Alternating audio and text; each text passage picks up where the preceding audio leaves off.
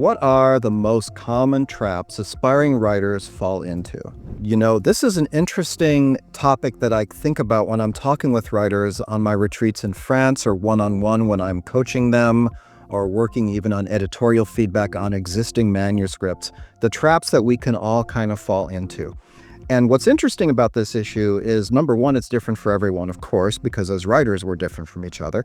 But I think this issue presents different answers that have developed over generational change. So when I was starting and the internet was not as prevalent as it is now, common traps would be writer's block, or simply the difficulty of finding enough time to write.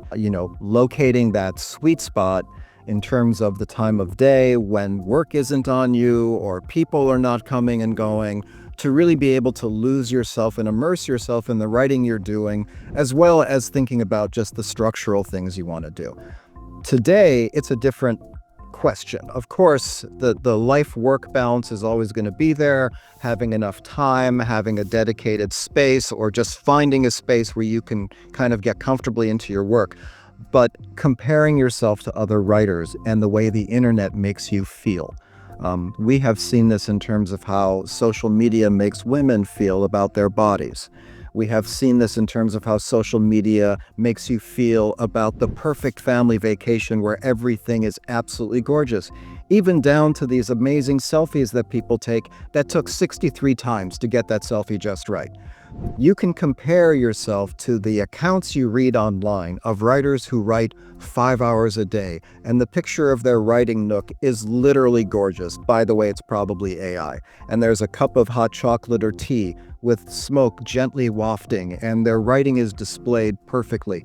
Nobody lives like this. The media will have you believe you must write every day. No, you don't. You must write when you can. It will have you believe that you have to write in a particular way using particular equipment. No, you don't. You write the best you can.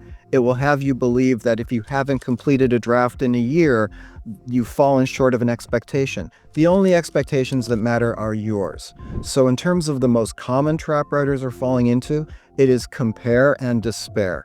Don't compare yourself to other writers. Here's the thing, they're not telling your story. You are. That story did not find them. It found you. You could give them your story and say, hey, you're a published writer. I've seen your Instagram account. Your writing practice looks beautiful and perfect. You write this. They're not going to do anywhere near as good a job as you. This is your story. It came to you. If you're writing in the middle of a pile of laundry, but you're writing, and you're putting out your best work, you're trying, you're letting your heart guide you and really put down stuff that's important, you're doing great. If you only have time to write twice a week, you're doing fine, because your head is thinking about your story even when you're not writing. That counts as writing time. Don't compare yourself to other writers who are writing full-time or writing in perfect makeup or writing in the most gorgeous location on earth.